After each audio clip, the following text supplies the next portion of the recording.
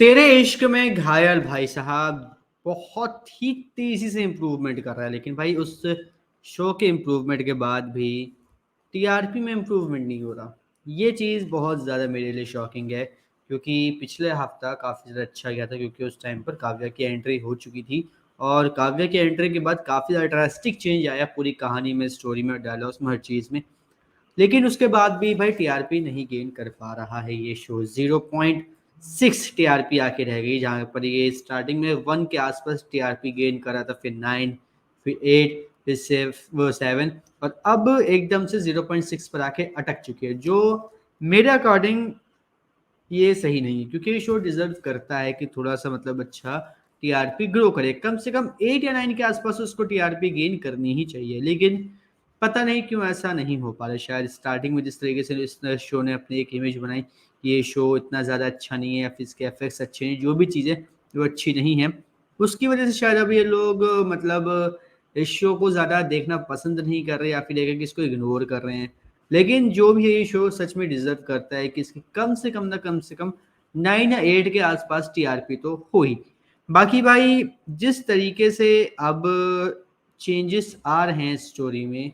और उन चेंजेस को देखकर एपिसोड, कैरेक्टर, डायरेक्टर, राइटर्स और इफेक्ट्स, इन सब में भी आ रहे हैं चेंजेस, वो मुझे बहुत ज़्यादा पसंद आ रहा है। क्योंकि जिस तरीके से जो करण है, और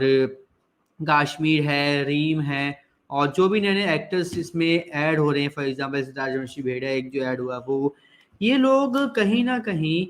इस एपिसोड में अपना 100% नहीं बल्कि 200% से भी ज्यादा दे रहे हैं हर कैरेक्टर को निभाने में। पहले ऐसा लगता था कि वीर डेमन जो टीवीडी का एक्चुअल जो वो है, क्या कहते हैं विलन, वो क्या कहते हैं भाई उसका, वो कहीं ना कहीं उसकी कॉपी कर रहा होता है। लेकिन अब ऐसा नहीं लग रहा है कि वीर डेमन की कॉपी कर रहा है, डेमन की तरीके बनकर दिखाना चाहता है। यहाँ पर ऐसा लग रहा है कि जो वीर है वो अपना खुद का एक ओरिजिनल कैरेक्टर है, और करण कुंद्रा उस कैरेक्टर पर अपना कुछ ना कुछ एसेंस छोड़ रहे हैं, जो हम लोगों ने उनके पहले के शोज में देखा है। और मैं इस चीज को देखकर काफी ज्यादा खुश हूँ कि करण कुंद्रा अब इस डेमन वाली चीज से बहुत ही जल्दी बाहर निकला है, क्योंकि वो ना काफी ज्यादा उनके अब कैरेक्टर में झलक रहा था, जो मुझे सीरियसली पसंद नहीं आ रहा था। क्योंकि करण कुंद्रा एक ऐसा एक्टर है कि अगर वो अपना एक एसेंस अपनी एक्टिंग में या कैरेक्टर में डालते हैं तो उसमें को देखने में मजा आता है, वरना अगर वो किसी कॉपी करेंगे तो वो कैरेक्टर इतना ज्यादा ग्रो नहीं कर पाता, ना ही इतना अच्छा लगता है। दूसरी तरफ जो हमारे अरमान भाई साहब उर्फ काश्मीर है, वो भी बहुत अच्छी तरीके से जो अपना रोल है वो निभा रहे हैं, और जिस तरीके से उनके एक्टिंग आ रहे हैं, और जो जिस तरीके से वो हर चीज़ को परफॉर्म कर रहे हैं, वो भी मुझे बहुत ज़्यादा पसंद आ रहा है। खासकर आज के एपिसोड का एक जो सीन था, जहाँ पर वो क्या कहते हैं जो शील्ड होती है उसको छूते हैं, और जैसे वो छूते हैं एकदम से वो पीछे आते हैं, तो शौक लगता है, वो एकदम से पीछे आके गिरते हैं।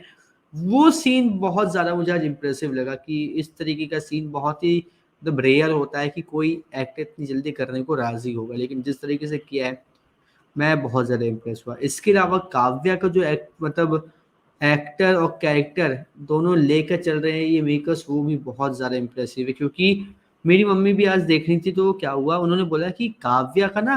मतलब फेस अलग है और ईशा का जो फेस है वो अलग है। एंड ये चीज़ मैंने पहले दिन ही बोली थी जब काव्या हमें देखने को मिली थी कि इन दोनों को जिस तरीके से डिफ्रेंशिएट किया गया है वो अच्छा है। लेकिन काव्य को डिफरेंशिएट करने का तरीका उस टाइम पे अच्छा नहीं था, क्योंकि कपड़े अलग से दे दिए, मोटा मोटा सा मतलब काजल टाइप का, मस्कारा टाइप का लगा दिया आंखों पर, तो वो चीज़ ठीक नहीं थी। लेकिन फिर जैसे जैसे एपिसोड निकले, जैसे जैसे सीन्स बदले, वैसे वैसे काव्या का जो मतलब कैरेक्टर है वो भी बहुत तेजी से बदला। एंड मैं इसको देख के बहुत ज़्यादा इम्प्रेस हुआ कि किस तरीके से उन्होंने पूरी की पूरी चीज़, पूरी का पूरा कैरेक्टर, पूरी की पूरी जो एक्ट्रेस है उसका चेहरा ही बदल दिया। लगता ही नहीं जो रीम है वही काव्य निभा रही है और वही ईशा निभा रही है। उसके अलावा जो नया भेड़िया है वो भी अपने कैरेक्टर को बहुत अच्छी तरीके से मेंटेन करा, क्योंकि वो एक राजवंशी भेड़िया है, और राजवंशी भेड़ियों के पास कुछ स्पेशल पावर्स होती हैं, तो वो उसका कैरेक्टर भी थोड़ा सा इगोइस्टिक होना चाहिए, थोड़ा एटीट्यूड वाला होना चाहिए। और वही हमें देखने को मिला कि वो थोड़ा सा एटीट्यूड वाला और इगोइस्टिक देख लग रहा है। और जिस तरीके से वो मतलब ईशा के घर में घुसा, जिस तरीके से उसने ईशा की जो मासी है उनसे बात की, वो सब भी बहुत ज़्यादा मुझे अच्छा लगा। बोलने का तरीका जो था वो भी काफ़ी ज़्यादा पसंद है। लेकिन यहाँ पे मेरा एक बहुत बड़ा डाउट खड़ा ये हो रहा है कि सुधा कहाँ गई, प्रोफेसर साहब कहाँ चले गए, ये लोग बिल्कुल गायब हो चुके हैं, जबकि इन लोगों का इस समय इन्वॉल्वमेंट होना चाहिए था, जो भी चीज़ हो रही है उसके साथ साथ, लेकिन वो नहीं दिख रहे। ये एकदम से अब उठेंगे और एकदम से नजर आएंगे, साथ में जो महीश जो मेयर का लड़का था वो भी इस समय कहीं नहीं दिख रहा है, क्या हो रहा है क्या नहीं हो रहा। तो ये जिस तरीके से अपनी मतलब कन्वीनियंस के हिसाब से कैरेक्टर्स को उठा के डालते हैं फिर उठा के फेंक देते हैं, ये मुझे अच्छा नहीं लग रहा। अगर ये चीज़ ये लोग ना करें तो ये चीज़ मतलब और भी ज़्यादा अच्छी लगेगी, कि जिस तरह से पूरी स्टोरी एक दूसरे के साथ जुड़ रही है। पता चला प्रोफेसर अपना अलग ही खो रहे हैं, फिर एकदम से उनको याद आता है भेड़ियों को मार रहे हैं, आ रहे हैं फिर इनके साथ जुड़ रहे हैं और फिर भेड़ियों को मार रहे हैं। तो ये चीज़ें ना इनको थोड़ी-सी मतलब सोचनी चाहिए कि भाई कैरेक्टर को कब कहाँ से हटाना है, और हटाना है तो उसके साथ क्या हो रहा है, ये भी फिर बताना है। वरना ये चीज़ें कहीं न कहीं एक प्लॉट होल छोड़ देती हैं कि भाई क्या चल रहा है। एंड मुझे एक्सपेक्टेशन तो नहीं है, लेकिन तब भी एक्सपेक्ट कर रहा हूँ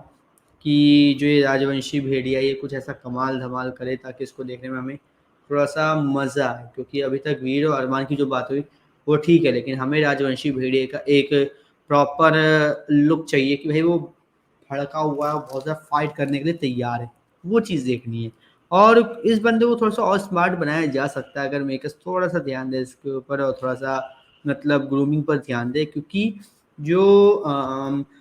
टीवीडी का एलाइज़ा था, यानी कि ये राजवंशी भेड़िया, ठीक है? ओरिजिनल, वो इतना ज़्यादा मतलब देखने में खतरनाक लगता था और देखने से ही बंदा डर जाता था, ऐसा था, और पावरफुल भी लगता था। वो चीज़ यहाँ पर ज़्यादा मतलब मुझे देखने को नहीं मिल रही। प्लस एलाइज़ा को जो कैरेक्टर निभा रहे थे एक्टर, वो इतने ज़्यादा परफेक्ट उस लुक में मतलब लगते थे, जिस तरीके से कपड़े थे, प्योर ब्लैक सूट पहनना हमेशा, उसके अलावा कोई कपड़े ही नहीं पहनना, फिर ब्लैक कलर के ही कपड़े पहनना, वो कहीं न कहीं एक पहचान बन चुकी थी एलाइज़ा की। अब यहाँ पर दिक्कत ये है कि यहाँ पर राजवंशी भेड़िए की कोई ऐसी पहचान बना पाएँगे या नहीं मेकर्स, वो मैं देखने के लिए काफ़ी ज़्यादा एक्साइटेड हूँ, क्योंकि आई थिंक राजवंशी भेड़िए को भी एक प्रॉपर अटायर देना चाहिए, एक प्रॉपर लुक देना चाहिए जिसमें वो हमेशा नज़र आए। तो बस आज के एपिसोड के बारे में इतना ही था, लेकिन भाई आप कमेंट करके ये बताइए कि क्या आपको भी लग रहा है कि सच में जो ये शो है थोड़ा-थोड़ा इम्प्रूवमेंट कर रहा है डेली बेसिस पर, या फिर नहीं? और इसी तरीके से आने वाले सभी एपिसोड्स और रिव्यूज़ की जानकारी पाने के लिए हमारे चैनल को सब्सक्राइब कर लीजिए, बेल आइकन को दबा लीजिए ताकि आपसे मिस ना हो हमारा कोई भी लेटेस्ट अपडेट।